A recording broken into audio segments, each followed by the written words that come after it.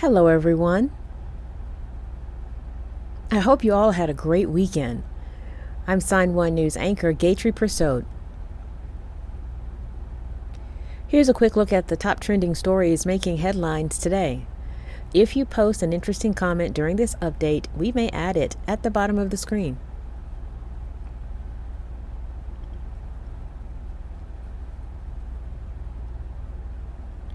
Over the weekend, a group of Senate negotiators from both parties reached an agreement on new measures addressing gun violence.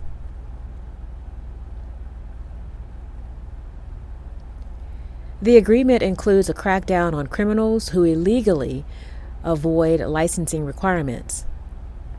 It also includes an investigative period to review juvenile and mental health records for gun buyers under 21 years old, including checks with state databases and local law enforcement agencies.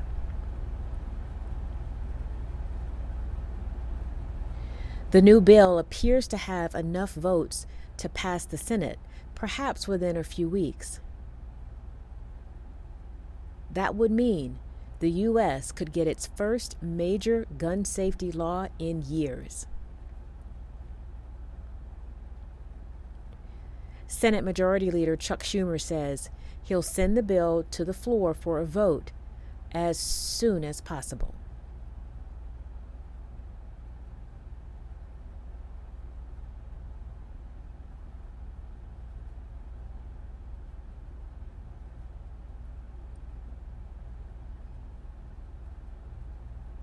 It's been more than 2 weeks since the mass shooting at Robb Elementary School in Uvalde, Texas, that left 19 children and 2 teachers dead.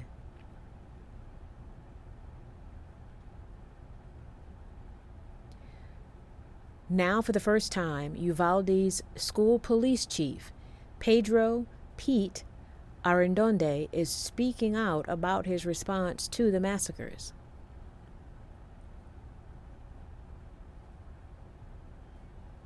In an interview with the Texas Tribune, Arredondo says he never considered himself the commander of the crime scene, so he did not issue any orders, and denies he halted attempts to breach the building.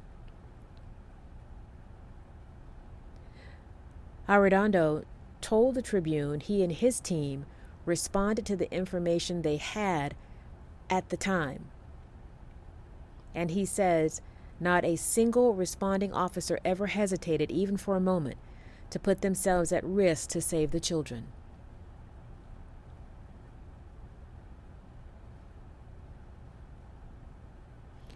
Here is surprising business news.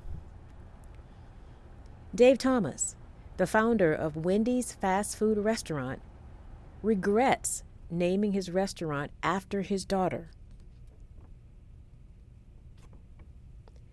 Fun fact, Thomas was actually a successful KFC chicken franchise owner in Columbus, Ohio. But in 1969, he was struggling to find a name for a new hamburger concept. So he decided to name it after one of his 5 children, his 8-year-old daughter, Melinda Lou, who they nicknamed Wendy.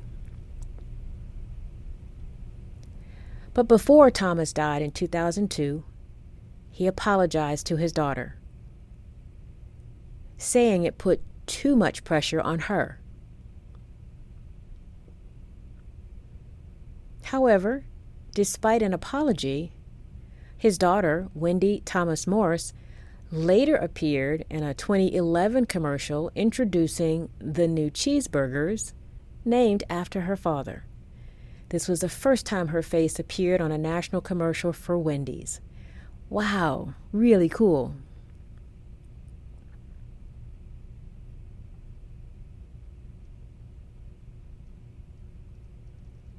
Congratulations to actress and singer Jennifer Hudson. She just got EGOT status. EGOT stands for Emmy, Grammy, Oscar, and Tony Awards.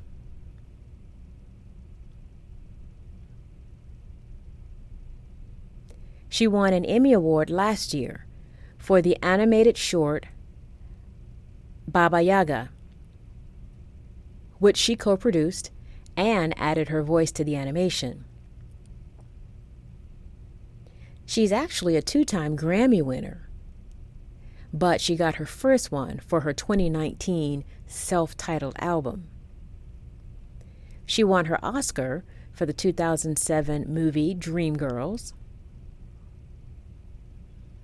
And this weekend, she won her first Tony Award for Strange Loop, which won Best Musical and she produced. Congrats, J. Hud.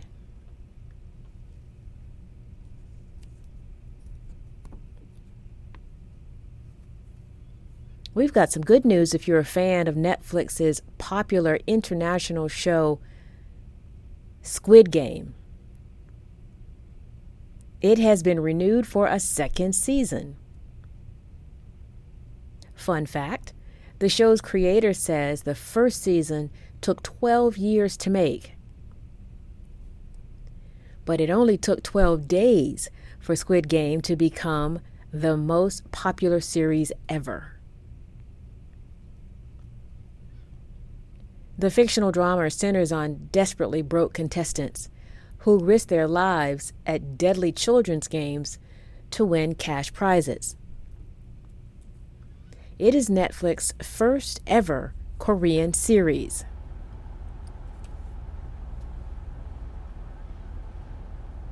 It racked up an incredible 1.6 billion hours of viewing in the first month of its release.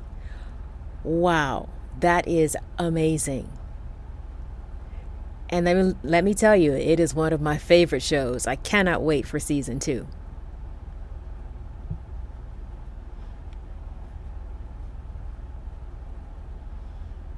If you find yourself endlessly scrolling through social media, you're not alone. TikTok wants to help you stop, or at least do it less. In the coming weeks, TikTok will put out custom time limits for how much uninterrupted time you want to spend using the app before getting a reminder to take a break. You will be able to choose between 40, 60, 90, or 120 minutes. And kids between the ages of 13 and 17 will get digital well-being prompts when they've used the app for more than 100 minutes in a single day.